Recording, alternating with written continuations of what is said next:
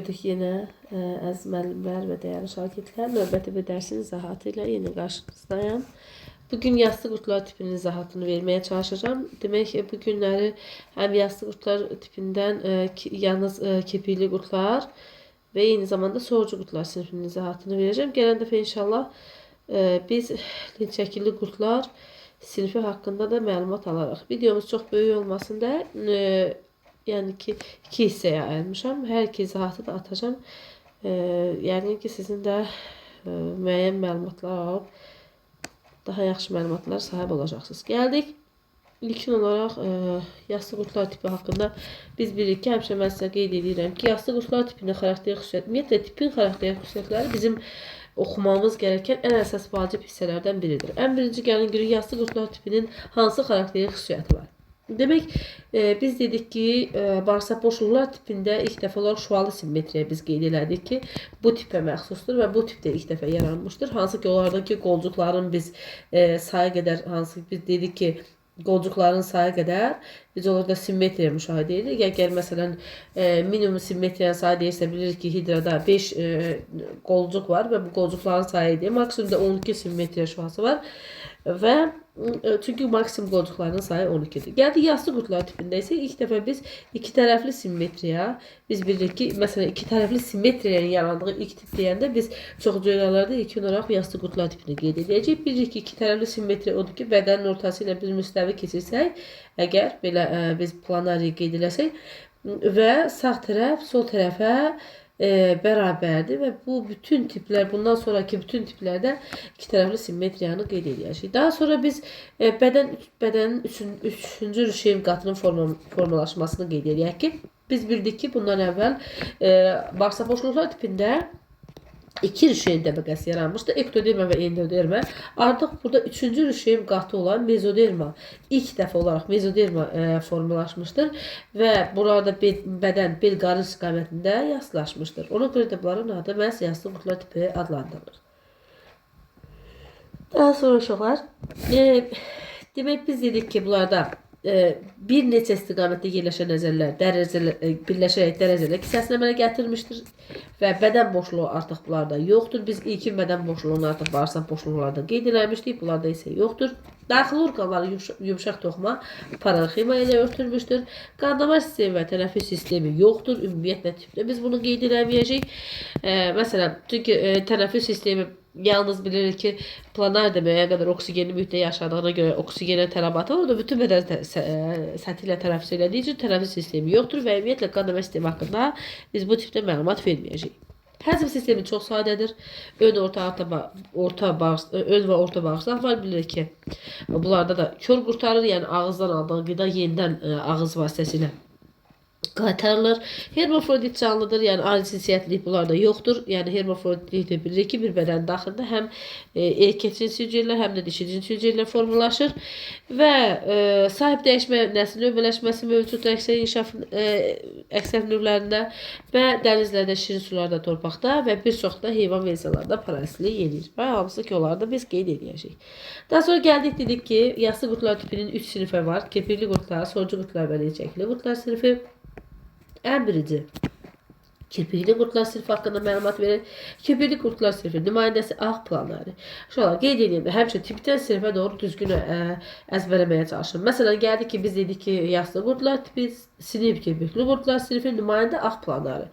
Bunları ardıcılıqla özünüz üçün də belə yazıb qeyd edin və eləcə də əzbərləməyə çalışın. Çünki uşaqlar bəzən bunların tiplərini, siniflərini və nümayəndələrini qatışdırırlar. Və gəldik ən birinci ağ planarinin həyat tərzi və xarici quruluşu haqqında müəyyən məlumat əldə edək. Biz dedik ki, uşaqlar, bunlarda bədən bel qarın istiqamətində yassılaşıb, yassı bədəni var, uzun olub və adından məlum olduğu kimi bədən üzəri kirpiklərlə örtülmüşdür. Uzunluğu 1.5-3 cm qədər olur, rəngi ağımtıldır uşaqlar. Hətta üzündən belə ağaca tam ağ deyil, üzündən baxdıqda daxili orqanları görmək olur. Ağımtıldır, bədən özündə dedik 2 dənə gördüyünüz kimi lamisə çıxıntısı yerləşir. Baxın, lamisə çıxıntıları var 2 ədəd və onların eyni zamanda həmən lamisə çıxıntılarının yanında da bir cür demək gözlərə malikdir. Şirin sularda yaşayır, yırtıcı həyat tərzi sürür. Gəldik bədən dedik ki, Bədən dərisi təhqatlı epitel ilə örtülmüşdür. Epitelin altında həlqəvi, çəpinə və uzunlu əzələlər yerləşir. Uşaqlar, bunda diqqətli baxın. Həlqəvi, çəpinə və uzunlu əzələlər. Qeyd olunubdur həlqəvi və burada həlqəvi və uzunlu əzələlər. Bəzən bunlar məsələn verir içərdən çölə və ya çöldən çölə, çöldən içəriyə. Ona görə bunu birinci şəkildə verildiyi kimi də əzbərləməyə çalışın. Sonra və bu əzələlər də birlikdə dərəzələ kisəsini formalaşdırır. Planarın həmçinin bel qarın tərəfində yerləşən bel qarın əzələləri də var ki, hansı ki, fikir verir uşaqlar, bel qarın əzələləri. Bu da bunların bədəni yaslaşmasını təmin edir. Sonra gəldik həzm sistemi. Uşaqlar, biraz bugün nasazan üzürlü hesab edin. Danışarkən yəqin ki, bunda hiss edirsiniz. Aha, gəldik.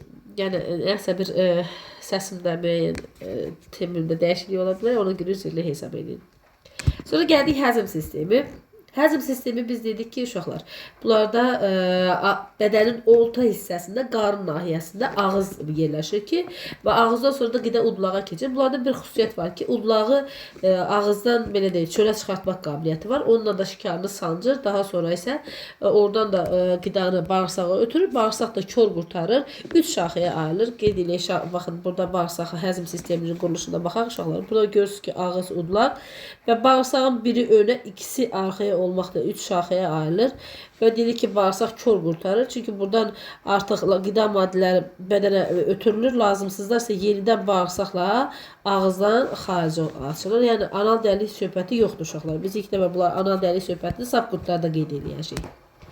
Və həzm olmamış qida qalxları yenidən ağız dəliyi vasitəsilə xaric olunur. Dediyimiz kimi də buna qeyd olunubdur. Gəldik tənəffüs sistemi. Biz ümumiyyətlə dedik ki, bunlarda tənəffüs sistemi yoxdur. Tənəffüs orqanı yoxdur. Ancaq biz qeyd elədik ki, digərlərinə parasiyət təzyiqlərə qədər ümumiyyətlə oksigenə tələbat yoxdur. Ancaq daha sonra isə uşaqlar, demək, bunlar suda həll olmuş oksigeni bütün bədən səthi ilə qəbul edirlər. İfrazat sistemi bunlarda ucları olduğu şəkil hüceyrələrlə yerləşmiş çox saylı kanalcıqlardan ibarətdir ki, bu kanalcıqlar bədən yanı uzanan iki boğucuqla birləşir. Baxın, gəlin bunu qeyd edək, fikir verirsinizsə, bu ulduz şəkilli hüceyrələrdir uşaqlar və bu hüceyrələr hamısı birləşir, gördüyünüz kimi kanalcığa açılır. Baxın, burada qeyd edilibdir və bunların bu tip ümumiyyətlə ifrazat orqanı proterefridial tip ifrazat orqanı adlanır və hər boğucuq da ayrı-ayrı bədənin ayrı hissəsindən xaric olunur. Yəni bunlar da birləşir, bədənin hər biri ayrı-ayrılıqda buna fikir verin uşaqlar. Ayrı-ayrı dəlik vasitəsilə bədəndən xaric olunur ki, bu ifrazat sistemi də proterefridi adlanır. Sinir sistemi, bunlarda sinir sistemi bədənin ön ucunda yerləşən sinir düyünlərindən ibarətdir uşaqlar. Sinir düyünlərindən hər birindən bir ədəd olmaqla, yəni ikinci sinir sütunu uzanır və bu sinir sütunları bir-birinə sinir atmaları vasitəsilə əlaqə saxlayır. Çoxalması uşaqlar, bunlar hermafroditdir. Qeyd elədik, tipli xüsusiyyətində biz qeyd elədik ki, hermafroditdir hər biri. Yəni gördüyümüz kimi bədənin ön hissəsində uşaqlar fikir verirsinizsə, bədənin ön hissəsində 2 dənə bir cüt, yəni oval şəkilli yumurtalıq yerləşir. Bu bədən boyunca bir də ki, eyni zamanda bunlardan da çoxlu sayda toxumluqlar olur ki, bunlar da bədən boyunca uzanan, bax burada tam düşməyib, bədən boyunca uzanan toxumluqlar. Fikir verirsiniz, toxumluqların işarəsinin bir neçə dənə, yəni çox olduğuna görə.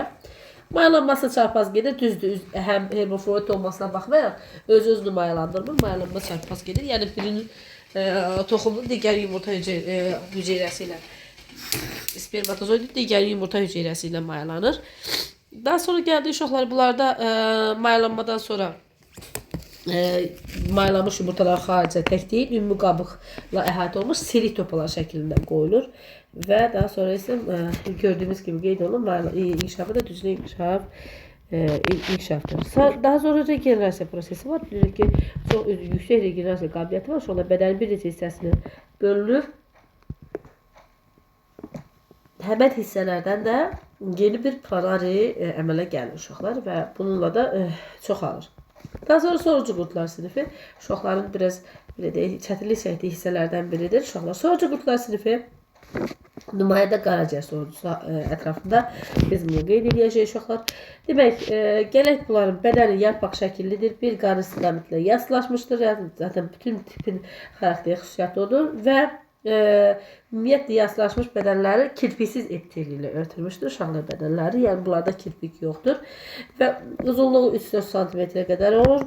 Və bədənin ön ucunda yapışmağa xidmət edən sormacılar yerləşir. Ağız sormacı deyilir. Bu qarın tərəfində isə qarın sormacı yerləşir. Və həm də ağız sormacı həm yapışmağa, həm qidanı sormağa xidmət edir. Ancaq qarın sormacı isə yalnız yapışmaq funksiyasını yerinə yetirir uşaqlar. 2 dənə sormacı var. Bir daha deyirəm, ağız sormacı və qarın sormacı. Ağız sormacı həm yapışmağa, həm qidanı sormağa xidmət elədiyi halda, qarın sormacı isə yalnız yapışmağa xidmət edir. Və bunlar da həmən bu sormazların köməyi ilə, yəni qaraciyər, bilir ki, qaraciyərdə yaşayır. Yetkin hansı ki fərdi əsas sahibin qaraciyərində yaşayır. Qaraciyərə yapışır və orada yaşayır. Sürəsi isə ilbizdə yaşayır. Ümumiyyətlə, bunların cinsi yetkin mərhələsində əsasən onurğalı heyvanlarda və insanda parazit deyirlər ki, əsas sahib, əgər biz demişik ki, əsas sahib o sahibə deyilir ki, bunun əsas sahibi oldu. Əsas sahibi oldu onurğalı heyvanlar və insan. Yəni biz bunun niyə qeyd edirik uşaqlar? Bunu əsas diqqətlə fikir verin. Çünki əgər biz dedik ki, cinsi yetişkəni, ümumiyyətlə cinsi çoxalma prosesi olsun, yetkin fərdi olsun, belə də qeyd edə bilərsiniz. Yetkin fərdi hansı canlı orqazmda yaşayırsa, orada cinsi yola çoxalsa, cinsi yetişkənliyə çatırsa, bu mərhələ onun əsas sahibi. Bu varlıq onun əsas sahibi hesab olunur uşaqlar. Gəldik aralıq sahibdə bilirik ki, yalnız qeyri-cinsi çoxala bilər. Daha sonra aralıq sahibdə öz inkişaf müəyyən mərhələsini onda keçirə bilər. Belə. Və gəldik həzm sistemi. Bunlarda da ağız, udlaq və kör qurtaran bədən boyu uzanmış 2 bağırsaqdan ibarətdir. Bunlarda dediyimiz kimi bağırsaq kör qurtarır. Həmin də sahibin qaraciyərdə yaşadığı üçün həmin sahibin qaraciyər hüceyrələri və qanla qidalanır. Təbii ki, parazit həyat tərzi sürür. Və gəldik daha sonra tənəffüsü, biz dedik ki, yalnız planayda biz tənəffüs orqanları dedik, tənəffüs orqanı yox, üzr istəyirəm, tənəffüs edir dedik, bütün bədən səthi ilə, ümumiyyətlə tənəffüs orqanı bunlarda yoxdur. Bunlar isə bilir ki, anaerob mühitdə yaşadığına görə, heç bunlara oksigensiz mühitdə yaşadığına görə heç oksigenə ehtiyac yoxdur. Ona görə də glikoz prosesindən enerjisindən istifadə olunur. Biz energetik prosesin yalnız glikoz mərhələsini burada qeyd edək. Çünki oksigenli mərhələ burada qeyd olunmur. Daha sonra ifrazat sistemi ağ planayda olduğu kimi, lakin onlardan bir dənə fərqi var ki, uşaqlar biz dedik ki, planayda hərəsi bir borucuqdan xaric olunur. Ayrı-ayrı borucuqlardan. Ancaq bunlar ümumi borucuqda bir sidik qovuqcuğu var və sidik qovuqcuğu ilə oraya tökülür və orada da tək ifrazat axarı ilə bədəndən xaric olunur. Sonra sinir sistemində də biraz planayda fərqli oxuyaq. Biraz elə də yadımızda qalsın. Planayda bir cüt sinir düyünü demişdik. Eyni zamanda bunda da bir cüt sinir düyünü var. Və bunlarda bədənin sonuna doğru uzanmış 3 cüt sinir sütunu uşaqlar. Qeyd edirik, 6 sinir sütunundan ibarətdir. Və onlarda da sinirlər birləşir və xüsusi hiss orqanı yoxdur. Ümumiyyətlə bilirik ki, parazitizmə əlaqədar parazit yaşayan canlılar çox hiss orqanlarına malik deyirlər. Daha sonra gəldik, necə hiss orqanları zəif inkişaf edir. Və gəldik çoxalma və inkişaf. Bunun bizim müəyyən qədər şagirdlərimizin dolaşdığı hissələr hansı ki, demək, necə baş verir bunlar? Biz də dedik, bunlar da hermafrodit canlılardır. Ümumiyyətlə, tüfün xarakterik xüsusiyyətində hamısının hermafrodit olduğunu qeyd eləmişdik. Bədən ön hissəsində bir hansı ki yumurtalıq və 2 toxumluğu qeyd edirik uşaqlar. Dedik ki, yetkin fərdi, cinsi çoxalan fərdi yaşadığı orqanizmin əsas sahibidir. Qeyri-cinsi çoxalan orqanizm isə və ya süfrə mərhələsində yaşadığı orqanizm isə bunun aralıq sahibidir. Xüsusilə bu sözə fikir verin uşaqlar. Bu sözün nə olduğunu dərk edin. Çünki əsas sahib, aralıq sahib nə deyəndə uşaqlar bəzən bunda çaşqınlıq yaranır uşaqlarda. Və gəldik qaraciyər sorucusunun əsas sahibi. Biz dedik ki, qaramalın qaraciyərində yetkin mərhələsi, yetkin fərdi qaramalın qaraciyərində yaşayır və burada cinsi çoxalır, yetkin inkişafa çatır, tam inkişafa və cinsi yetişkənliyə çatır. Tabii ki, burada uşaqlar, bunlar cinsi yetişkənliyə çatdıqdan sonra burada yumurta qoymalıdır və yumurta mərhələsində bilirik ki, bunlar yumurta mütləq suya düşməlidir. Suda, çünki tamamlayır öz fərdi inkişafını suda. Yumurtadan kirpikli sürfə çıxır, kirpikli sürfə fəal sürətlə, baxın uşaqlar qeyd edək burada da, demək, əsas sahib, yetkin fərdi əsas sahibdə yaşayır, qaraciyərdən. Məsələn, uşaqlar deyir mənim, qaraciyərdən necə çıxır? Qaraciyərdə biz bilirik ki, qaraciyər öd axarları vasitəsilə öd kisəsində, orada öddə bilirik ki, yəni ödə yığılır, öd axarları vasitəsilə nazik bağırsağın 12 barmaq şöbəsinə, 12 barmaq bağırsaq şöbəsinə açılır və oradan da bir daha deyim, bax, qaraciyər, uşaqlar, baxın, qaraciyər, daha sonra oradan ödə gəlir, ödə gəlir. Ödə xarları vasitəsilə nazik bağırsağın ilk şöbəsi olan 12 barmaq bağırsaq və oradan da daha sonra isə digər yoğun bağırsaq və yumurta düşür çölə. Baxın uşaqlar, düşdü çölə.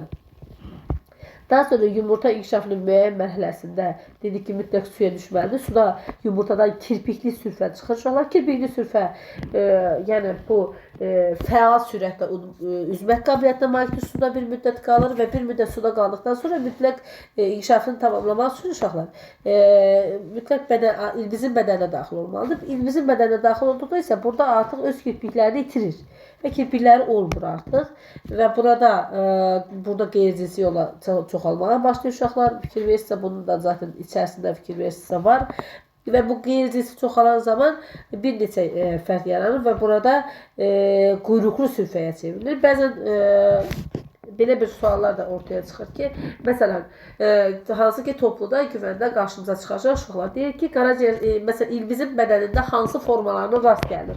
Əgər sizə rast gəlir deyərsə, gördüyünüz kimi həm kirpikli daxil olur kirpikliyə, eyni zamanda bunun daxilində quyruqlu sürfə də yaranacaq ki, hər iki formaya rast gəlir. Ancaq desə ki, hansı fərd əmələ gəlir, hansı forma əmələ gəlir. Uşaqlar, burada biz quyruqlu sürfənin əmələ gəldiyini qeyd edəcəyik, çünki kirpikli sürfə suda əmələ gəlmişdir. Daha sonra burada dedik ki, bunun ilbizin daxilində quyruqlu sürfəyə çevrilir və burada quyruqlu sürfə daha sonra suya daha sonra gəlir uşaqlar. Quyruqlu sürfə mərhələsində artıq bu aktiv qidalanmır və burada bir müddət gəzdikdən sonra mütləq ota yapışır və burada sistaya çevrilir, quyruğunu itirir, sista mərhələsində gözləyir. Kimi?